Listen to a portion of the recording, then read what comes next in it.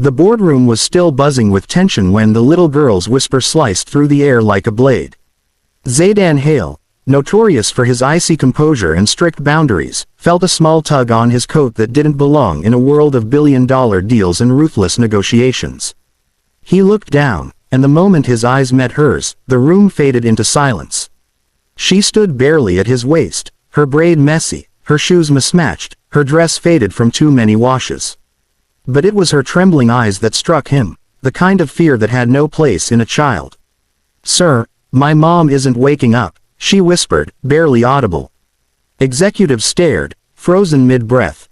No one dared speak, no one dared move. Even Zaydan, a man who had never paused for anyone, stood still as stone. She swallowed hard, voice quivering.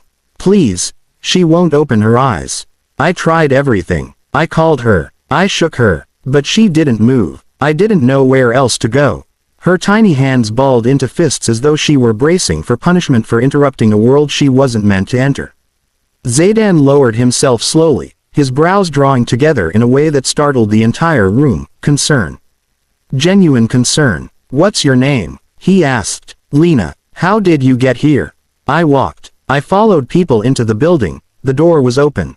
Her voice broke again. "Please help her. She's all I have." Something inside him shifted. Quiet, sharp, undeniable. Without a word to the stunned board, he closed his folder, rose from his seat, and said, "Take me to her."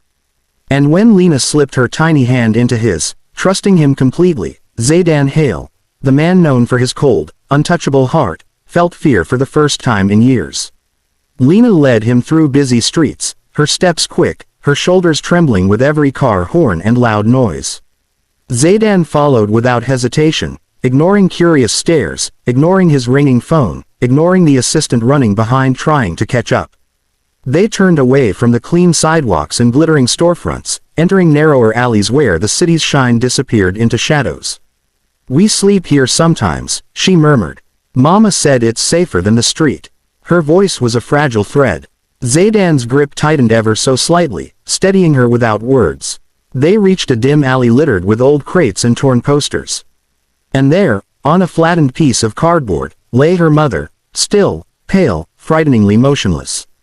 "Mama." Lena ran forward, dropping to her knees. "Mama, wake up. I brought someone. Please." Zaydan felt his breath catch. He knelt beside the woman, ignoring the grime on the ground. Her pulse was weak, her breathing shallow. Hypothermia, exhaustion, hunger. The signs were unmistakable. "How long has she been here?" he asked quietly. "A few days," Lena whispered. "She said she was just tired. She told me to stay close. She said she'd be okay." But the truth was written on the woman's face. She needed help. Immediately. Zaydan stood. "My driver is calling an ambulance. She'll get help now." Lena looked at him with desperate, wavering hope. And Zaydan knew, this was no longer something he could walk away from. The wail of sirens filled the alley as paramedics rushed in. They checked the woman's pulse, lifted her carefully onto a stretcher, and murmured rapid instructions. A small silver necklace slipped from her hand, falling near Zaydan's foot. He picked it up, opening the tiny heart-shaped locket. Inside was a photo of Lena as a baby, smiling in her mother's arms. Something in him cracked wide open. "Are you family?" a paramedic asked. Zaydan glanced at Lena, who looked terrified he might step back, disappear like everyone else who had passed her mother without care. "I'm responsible," he said. "Take her to Hale Memorial. I'll cover everything." Lena sagged with relief, tears streaming silently. As the stretcher rolled away, she tried to follow, but her legs buckled. Zaydan caught her instantly. "She's alive," he assured her. "And she's fighting. But we don't have money," she whispered. "You don't need money," he replied. She stared at him, as if trying to understand why a stranger, especially this stranger, was helping her. He didn't tell her about the memory burning in his mind, his own mother collapsing years ago, no one stopping, no one caring. He wouldn't let history repeat itself. Not for this child. The ambulance disappeared down the road, leaving the alley strangely quiet. Lena stood next to him, small and shaking, eyes fixed on the street where her mother had vanished into the city's chaos.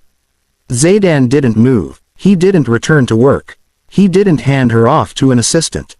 Everything about this moment felt too important to leave. What if she doesn't wake up? Lena whispered, fear strangling her words. She will, he said, steady and sure. Your mother fought until we got here.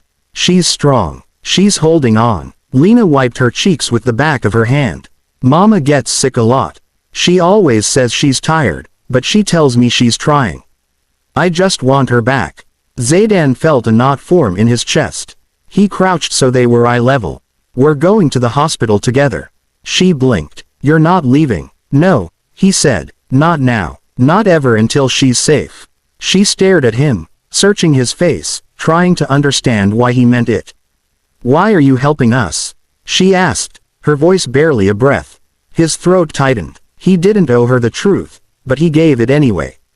Because no one helped my mother when she needed it, he said quietly. And I won't let that happen again. Her small hand found his. She didn't say a word. She didn't need to. For the first time in years, Zaydan Hale felt something shift inside him, a promise forming silently, fiercely. Her mother would not be alone.